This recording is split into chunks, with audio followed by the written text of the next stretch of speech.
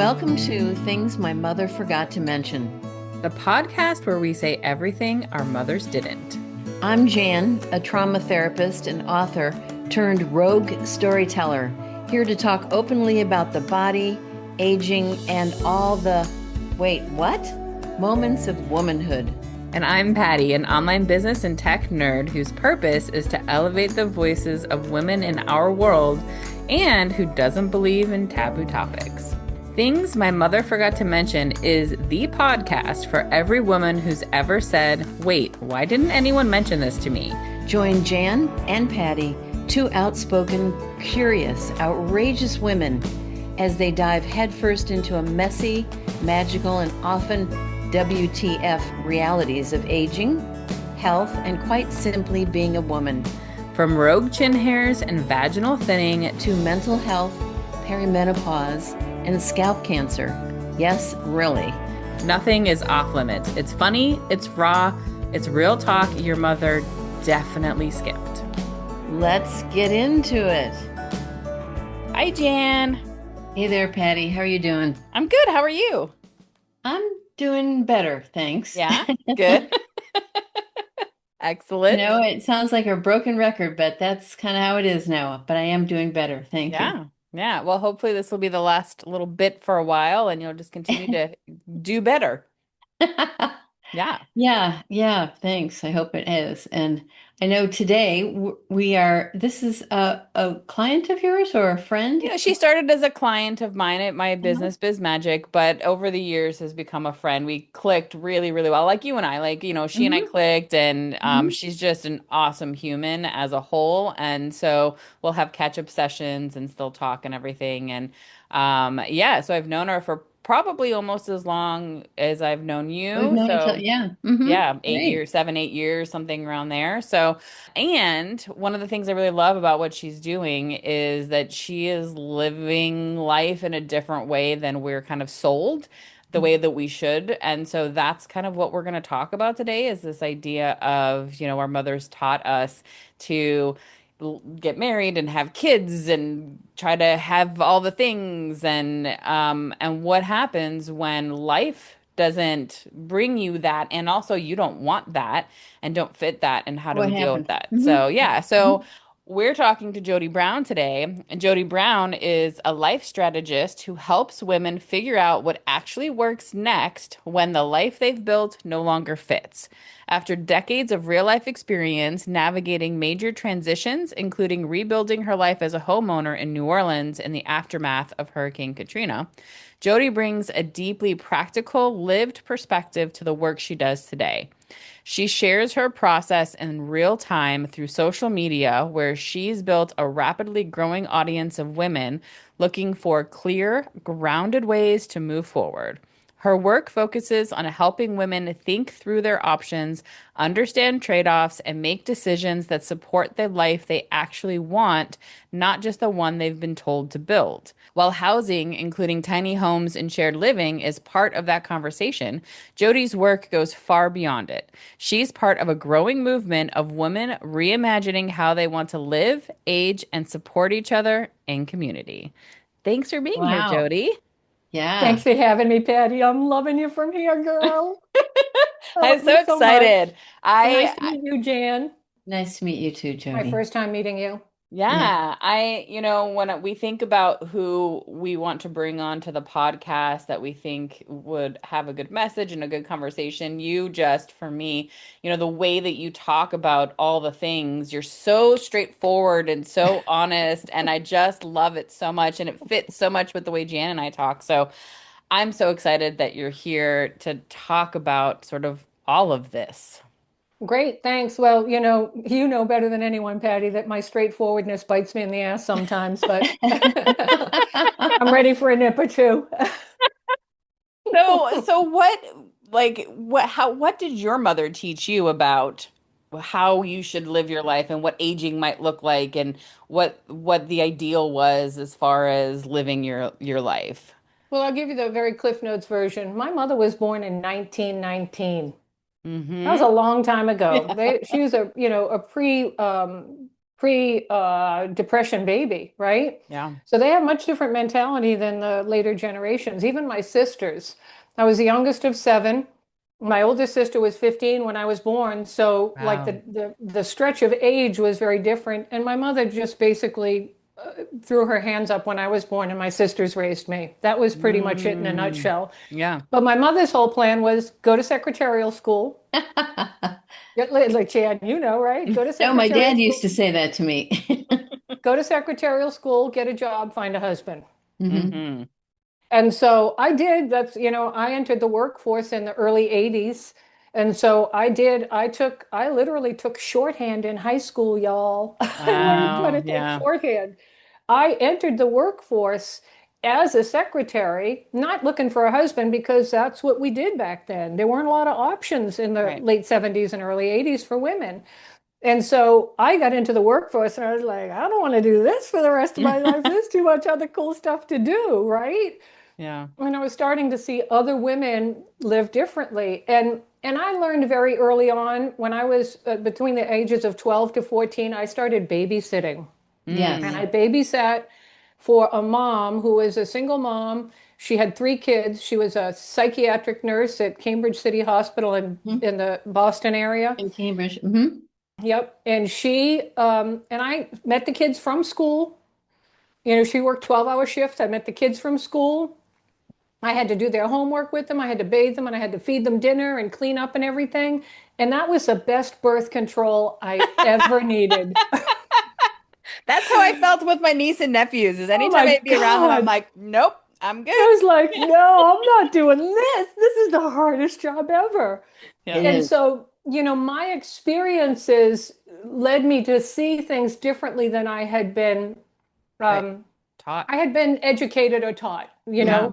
And so my mother did the best she had with the tools she had in front of her. I don't hold her responsible for any of that, but I was Hmm. fortunate enough to grow up in a time where women were starting to elevate themselves a little bit.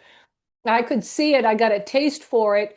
And, I just was recently diagnosed with ADHD, which is why we can hopscotch around now and Yeah. legitimately have a reason for it. But I didn't understand back then. I wanted to taste and try everything because the world was opening up to me in ways that I had never dreamed possible before. Yeah. Yeah. And Wow. so I liked men, trust me, I liked men a lot.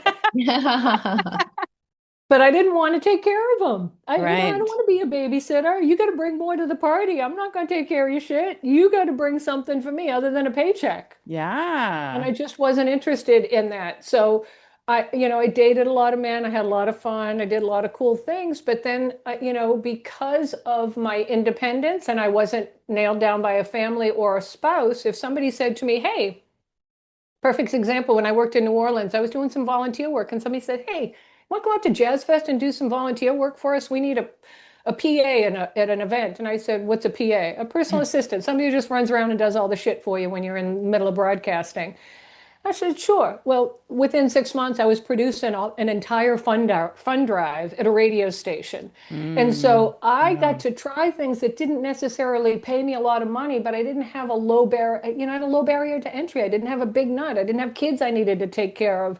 And as soon as I started seeing how that opened up opportunities for me, I wanted nothing to do Yeah. with partnering. Yeah. Nothing. Yeah.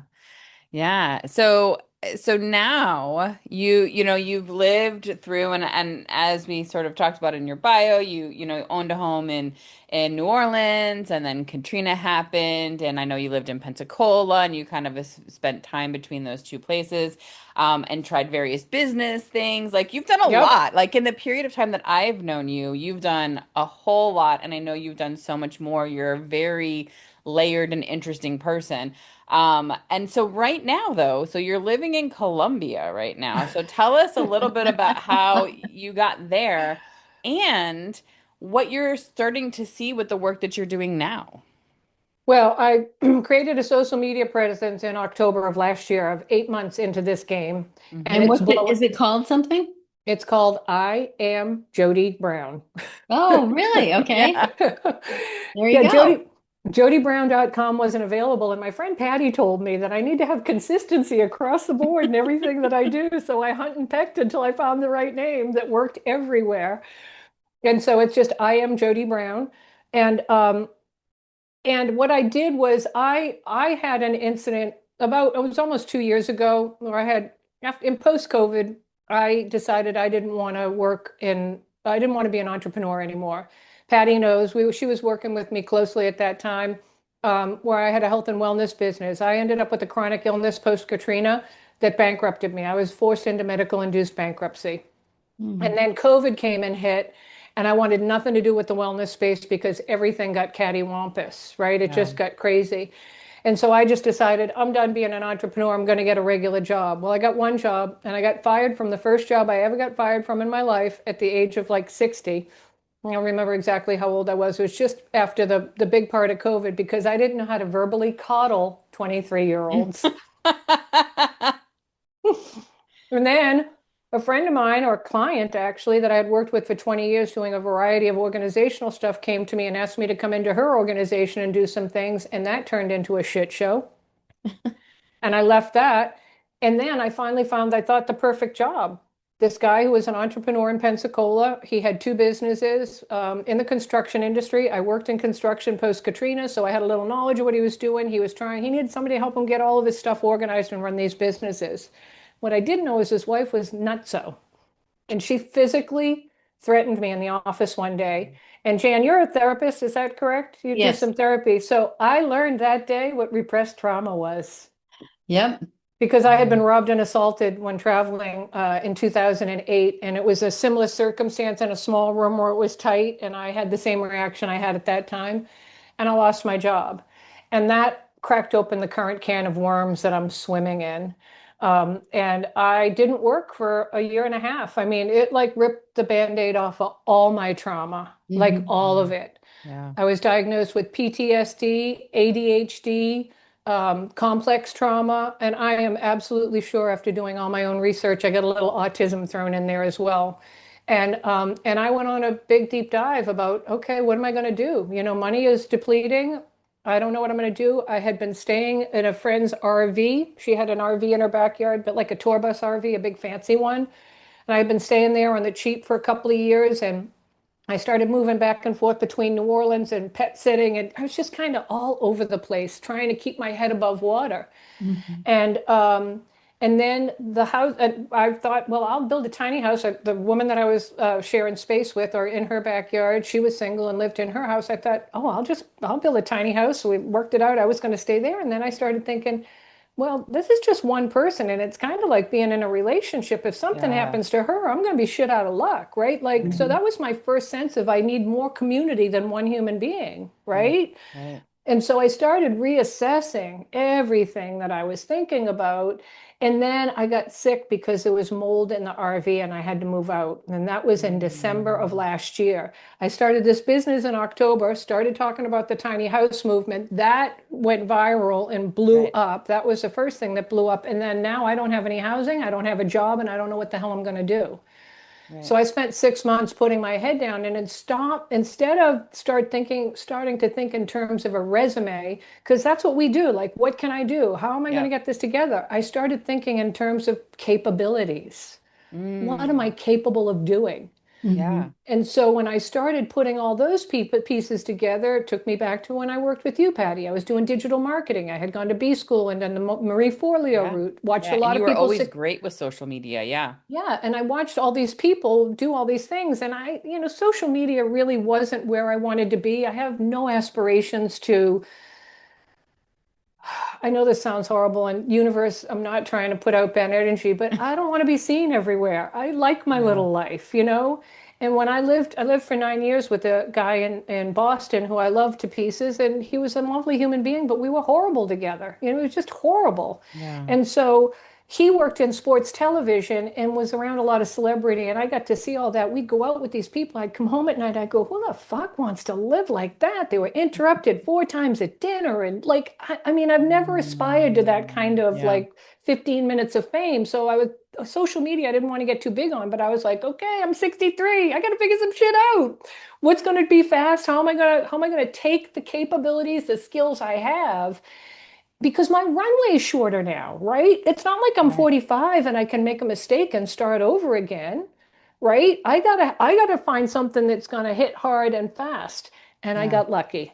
Yeah. And so Yeah. that's what I did. I instead of looking at the resume, I'm like, okay, what can I do? What am I willing to do? How can I Yeah. weave this into something? And just so those people who are listening know, when I started this, I had a friend who was a social media manager for an international wellness company in Europe, but she worked in Pensacola, Florida. And she said to me one day, Jodi, just your food videos are so good.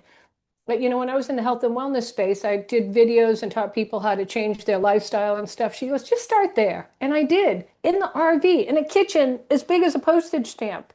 And a month Yeah. later, the whole content had changed. Yeah. And Yeah. so I kind of like to encourage people to start where they are and get talking because you never know where things are going to Yep. shift and how people are going to respond. And then you go in Yeah. the comments and you go, oh, this is different than what they want. You start giving them what they want, and then they want more. And so it becomes a more of a symbiotic relationship. Yeah. So let's talk about that piece of it, right? So because when you started talking about it, and this was originally what I was thinking, because you have done tons of research on tiny homes and community living, especially Yes. for women as we age, and what does that look like to live in community when we're older, especially if we've chosen not to have children, or your children grow up, and this idea also of you have Totally. children and your children are supposed to take care of you, but that's not how it always works. And so what does that look like?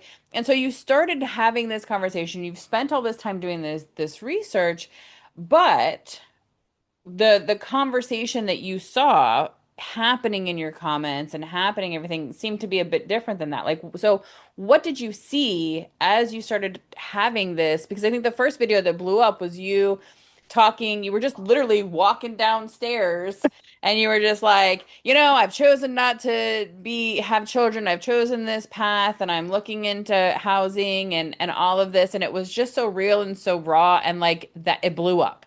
And Yeah. so since that, like obviously there's an interest in that. There's It's people that are like crazy interest. hungry for how do we live differently and how do we do it successfully. So what are you seeing now in your comments and in the conversation that's happening? Because you said that you read every single comment. I Uh, do, and I respond to every single comment and have from the beginning yeah. because I need to know what people want and need. And so Yeah. what I'm seeing is a lot of single women that got single by a variety of methods. Yeah. Aging women, right? Because I mean, how many women do you know that they get married or they partner up with a male, Yeah.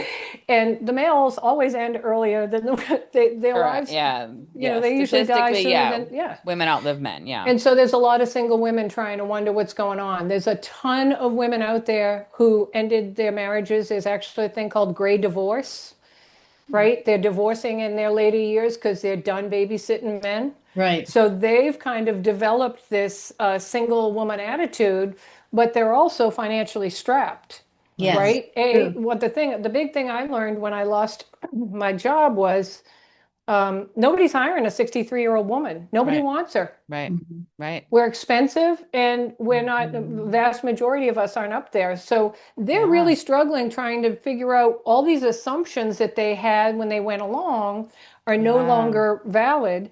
But because we're women, in the pathway to get there, we blame it on ourselves. I'm not enough. I didn't do this right. And we also, the Mm. information is fed to us that we're less than all the time. You're not pretty Yeah. enough. You're not thin enough. You're not smart enough. You got to take another course.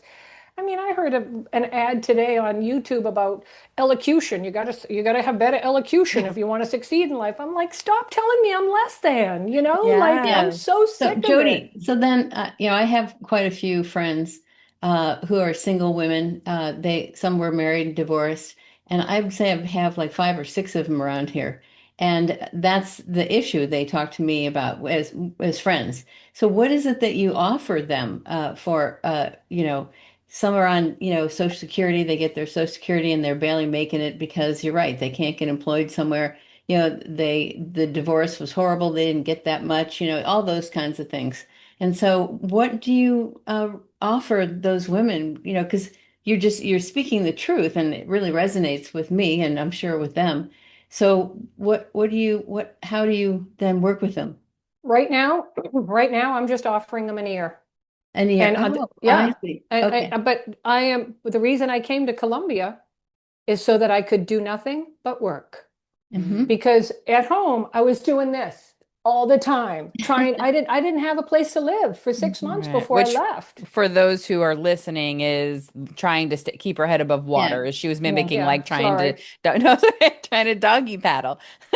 Yeah, Yeah. but and so the last, I started this business 8 months ago, but the last 4 months, I have been just trying to survive and figure out what the hell I'm going to do next. Mm-hmm. Yeah. And Mm-hmm. I decided that, I could start collecting Social Security early, as they say. I'm only Yeah. 63, so I'm not into the full throttle thing. And I have done a lot of international travel. I've done a lot of research. Patty knows I'm a research hound. And I realized that Social Security check wouldn't even pay my rent in Yeah. Pensacola or in New Orleans, but I could live off of it in another country. Yeah. Mm-hmm. And so I have a friend who built down here 25 years ago in Colombia, and we started talking, and he invited me. He said, I think you can just come down here and do it. It's cheap. I also lived in Panama, the country next door, for a year, and I have a lot of friends there. And I thought about going there, but I thought, if I go there, I'm going to start faffing around with them. I'm not going to get shit done. I'm going to piss through my money, right? Like I Right. needed someplace to Yeah. put my head down and concentrate. So that's what I'm working on now, Jan, here. Mm-hmm. And I Great. have what I'm trying to do is I have a plan, a little, not a program. I hate all that. I'm not doing that traditional, I'm not into program stuff, but but I am finding a way to take all this information to put it together so I can help women through a process that I've been using my whole life and now only have just kind of enumerated and put into language. Yeah. I figured this process out just in the last couple of weeks. I mean, I've been here a month today, and in the last 2 weeks, like everything's fallen into place. And so it's not that we need more. We need to be able to assess what we have Mm-hmm. and Right. build new structures and find out ways we can take that and blend it in. So one of the things I see a lot of women talking about, and I did this, my last newsletter, I sent out a poll. What of all the things I've been talking about, what are the most important things for you? I gave them 5 things to choose from. And you know what came up the highest rated one at 42%? How to supplement my Social Security income, Mm. right? Right. So if I can get people to stop thinking about themselves as a resume and start thinking about themselves as a capabilities like I did, and then figure out ways they can integrate that into something different than what they expected. Mm-hmm. Right. Yeah. And I think what's really, because one of the things that you've done previously too, Jodi, is you spend a lot of time doing organization. Now you've done organization in person for people in their homes and Yep. all of that, and like helping them to let go of things, get ready for retirement, or prepare for when you're no longer here to make life easier for those around you, or just get out of challenging situations. And you've also done that with paperwork and all of that, and done it digitally. So what I think is really interesting, what it sounds like, what I'm hearing is you're using that skill set to, because Yep. it's looking at what people already have and figuring out what's working. And so, which is why you've done some coaching and things, because you're very good at distilling information. And so that's what I'm hearing. Is that accurate of kind of You what you're moving are. towards? You are, but you also know this, Patty. I'm not a big fan of hand holding for a long time, right? Right. I get very impatient with people. And this was one of the problems I had with my wellness business when I started coaching. And I'm putting air quotes in there for those who are listening. I'm not a coach, I'm a strategist. I Right. Mm-hmm. want to Right. sit down with you. I want to assess where you're at. I'll do 1 or 2 sessions with you, but I don't want you to pay me to listen to you, bitch. That's not what I want. I Right. want people who are ready for action, want to move forward, and want to strategize. And I will put a package like that together right now, or soon. But right now, I am just trying to give everything that I have away to try and figure out where people are.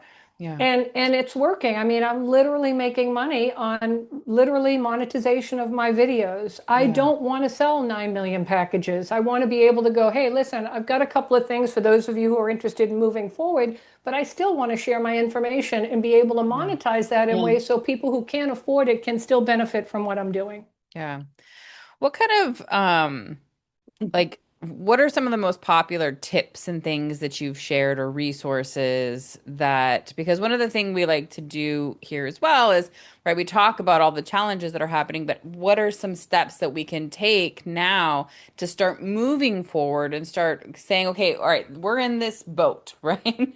We're Hmm. having these things, we're in this situation. Like, what what do you suggest based on your experience or that people are sharing, or like I said, are there any videos or anything that have gone really well where you're like, hey, here's a couple quick hit ideas or anything? Well, one of the things that I learned from a boss that I had 42 years ago, who is still my friend, I used to prepare taxes with him. And he always said to me when I was young, when I worked for him, I was in my early 20s. And I was a hot mess. And I'd go in, we'd talk about stuff, and he'd say, listen, just take a piece of paper and draw a line down the middle and write the pros on one side and the cons on the other. Yeah.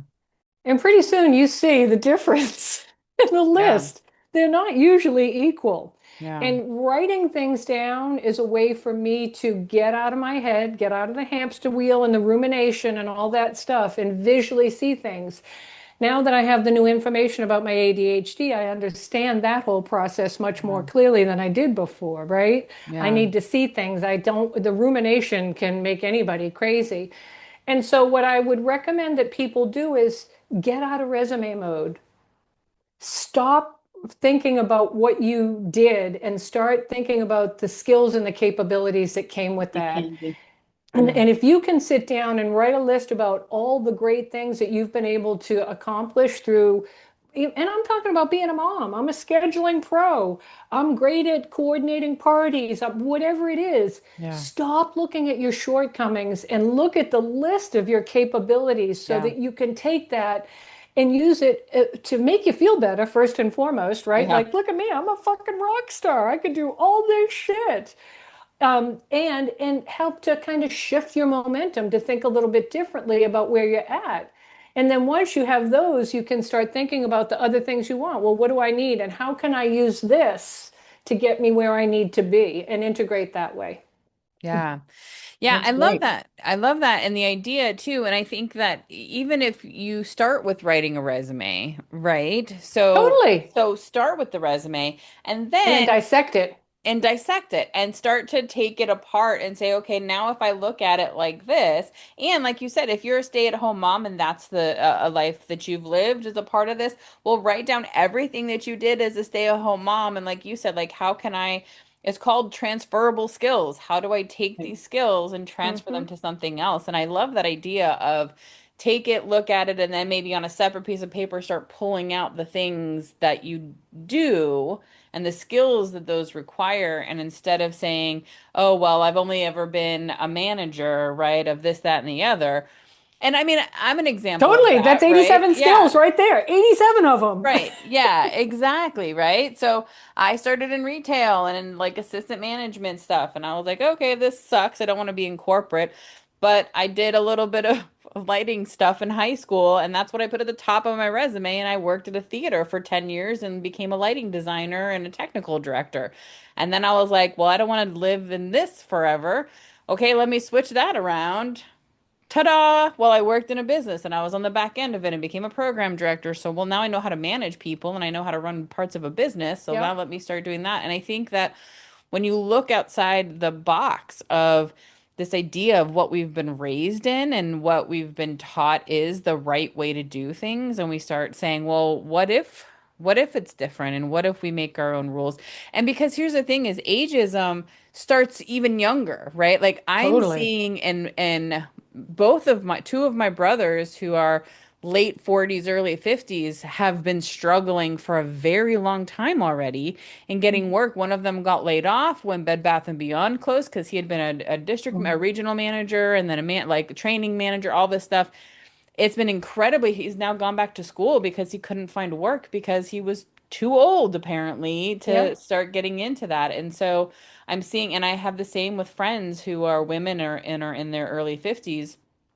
They're also having, they're applying for jobs for years and not finding work. And I think that it's a real problem. And so how do we, find these other ways to exist in this world that is very, very structured in a lot of ways. But I think that as you're sort of showing, and I think all three of us are great examples of that, of people who have been like, well, I'm going to kind of do my own thing and find a way that works for me, even though it's not easy.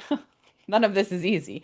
It isn't, But and yeah. totally. And I one little quick story I want to share with you. I would say maybe a decade ago, I read a book by David Bach, Bach, called The Latte Factor. Hmm. And it was a narrative story. Patty can tell you this has been my life story. I've said to her a million times, I'm too smart to be this broke. Yeah. I'm too smart to be this broke. And I was during one of those times in my life, and it was talked about compounding. But it Mm. was a narrative book you could read in an afternoon. And what I came away with that from was not how to compound my money, but how everything compounds. And Mhm. what we failed to see as aging women is that we have compounded so much experience over our lifetime Yeah. that we don't even have the ability to see it. We don't even think about it, right? Yeah. That all the things we've done have been compounded to a point where we can help.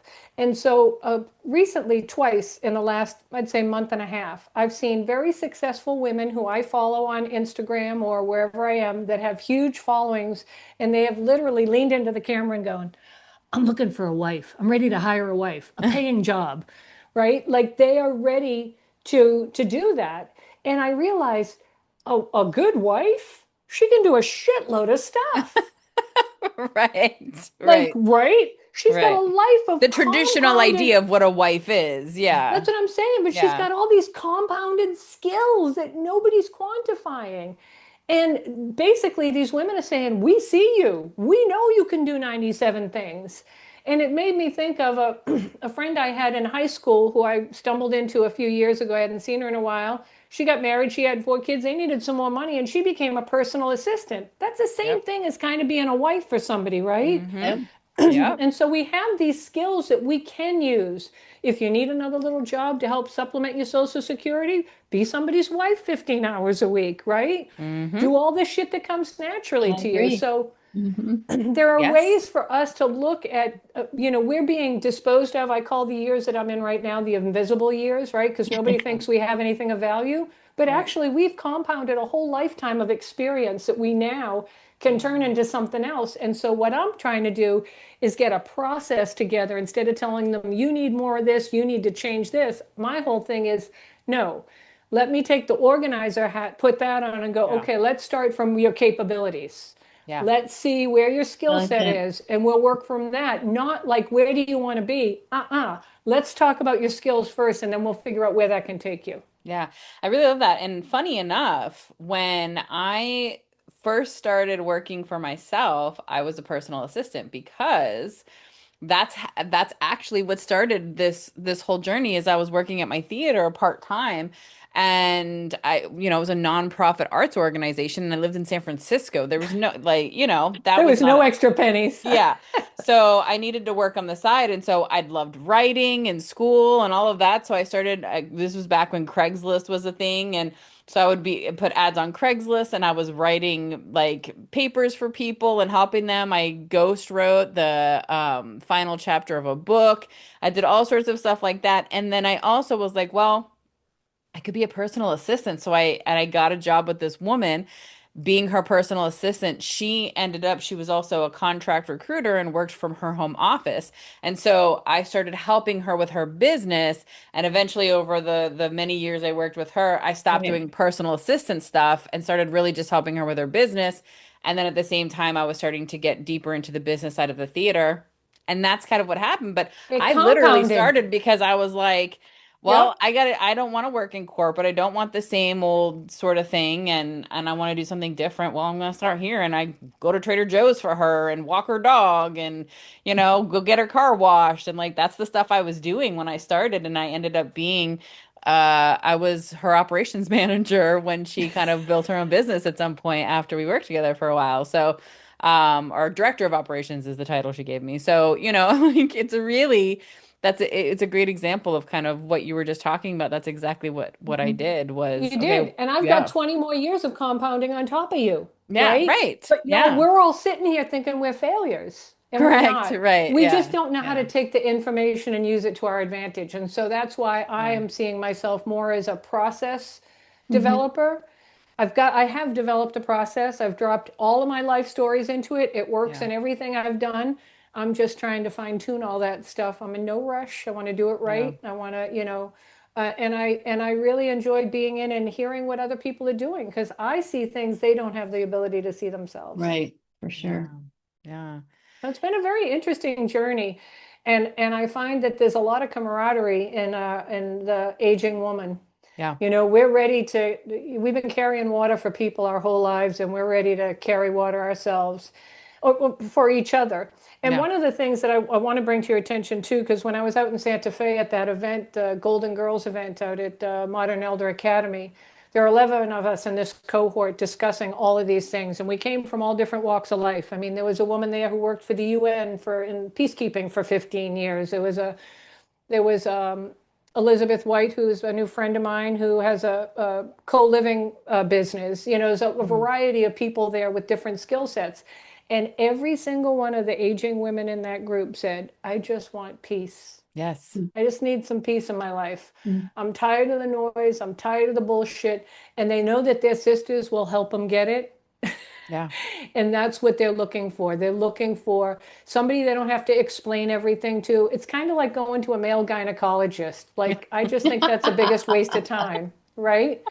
You have no idea what I'm going through, Right. right? And Yeah. so I think that the camaraderie that we're seeking is more than just housing. Housing is an Yes. important part of it Yeah. because in the United States it's a huge issue. Yeah. Hmm. And you don't want to get me soapboxing about that, but I will soon. But I still think I see a more urgent need for women Yes. in trying to Yeah. find how am I going to move forward? How am I going to survive the financial burdens I'm under right now? And what am I going to Right. do next? And so that's why I've kind of shifted gears a little. Yeah.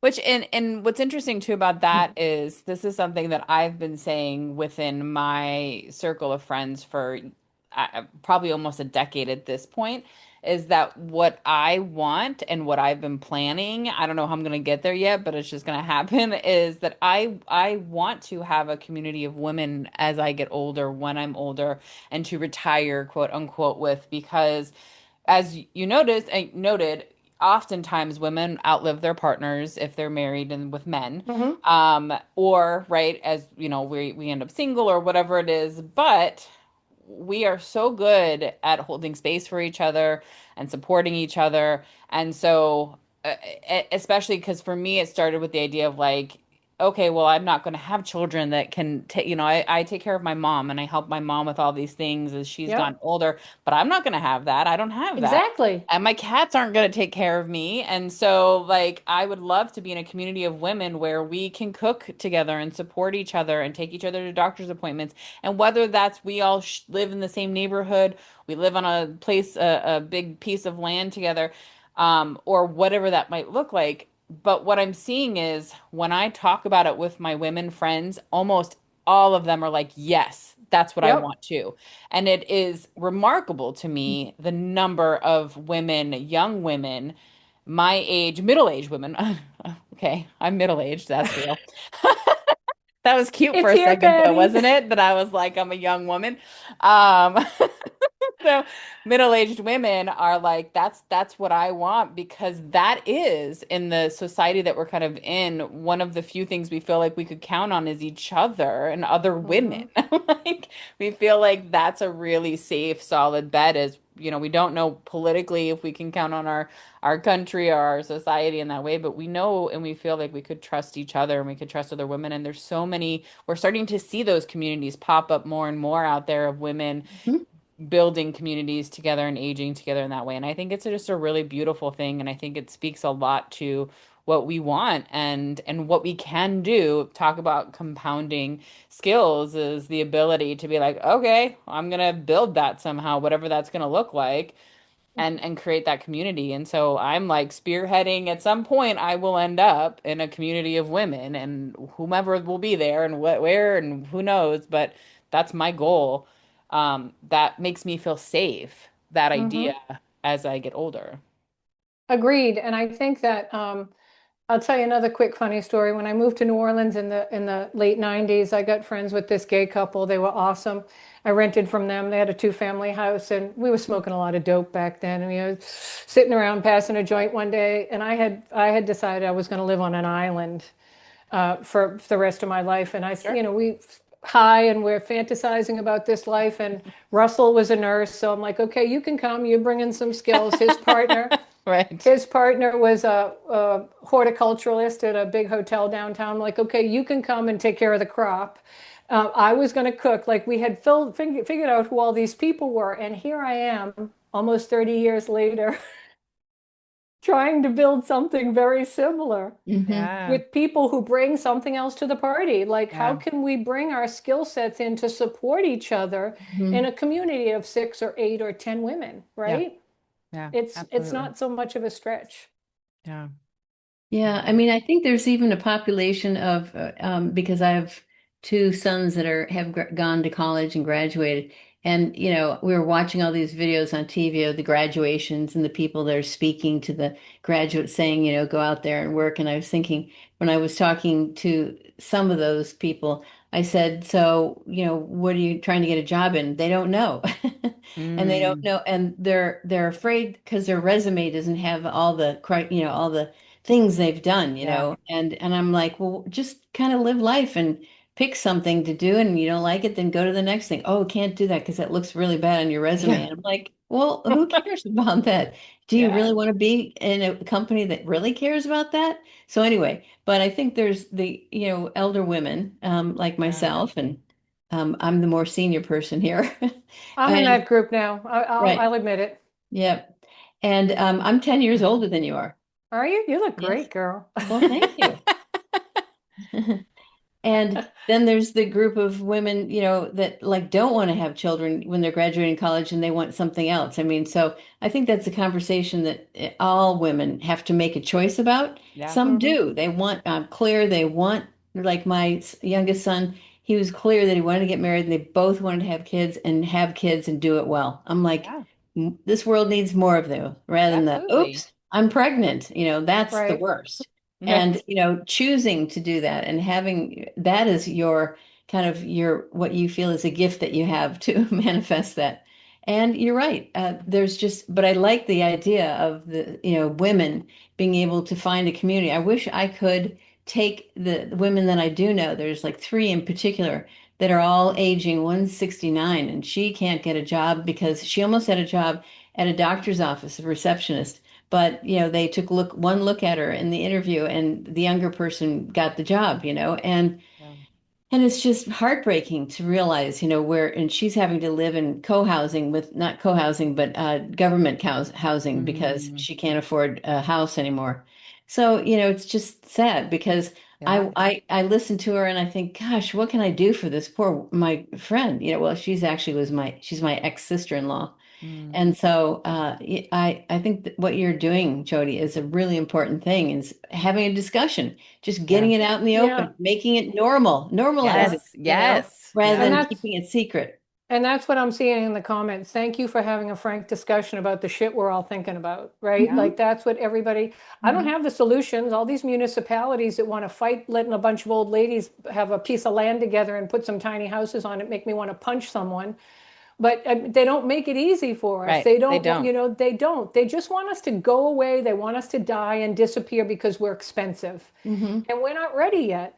And so I don't know that I have all the answers, but I will say this is early on when the whole housing thing blew up and I got like 7 million views in a month. I mean, it was crazy. I started seeing these women coming into my conversations who are like, I'm 30 and I want that. I'm Yes. Yeah, 25 and I want that. I'm Yes. that's right. 35 or whatever. That's And, right. and, and my whole thing is, listen, we need somebody who can teach us how to use our laptops. Yup. Like Yeah. you have skills that we don't have. And if it means that it's my life is going to be easier when I die, I leave an empty vessel for some one of those people who helped me get there to move into, have at it. Yeah. I don't have Yeah. family. I'm not gathering assets to give to somebody else. But if you want to come behind and be a part of this so that a legacy can be left for you, I'm all Right. in on that. Right. Yeah. Yeah, I love that. I think that idea of like, how can we create communities for women that it doesn't have to just be older women. It can be women and people who are coming Yep. together for the same idea and the same purpose, because I always get along and have since I was a child with people, women specifically, who are older than I am. Always, my whole life. I would hang out with my teachers after class. And I didn't know that. Me too. oh yeah, I'm the youngest of always. seven. I didn't Yeah. date anybody who was a contemporary till I was 40. Yeah, I always struggled with people my age Yeah. forever. I always, my closest friends are older than me.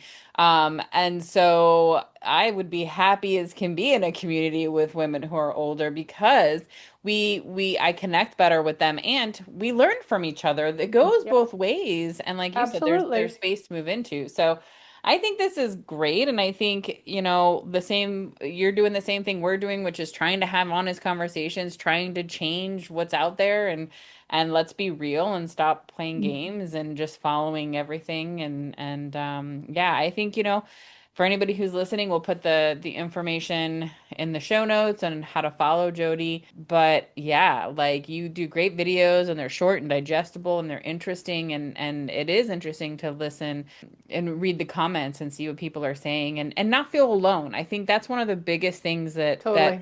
your Yeah. platform and what I'm seeing through that is the number of people who feel the same, and knowing that we're not alone in feeling this. And then with so many of us, there's change that can happen when this many of us want to try something different. So Yep.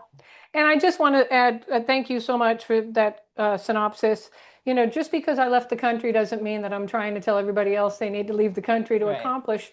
But I assessed my situation, right? Like, I Yeah. looked at all the things that were in front of me.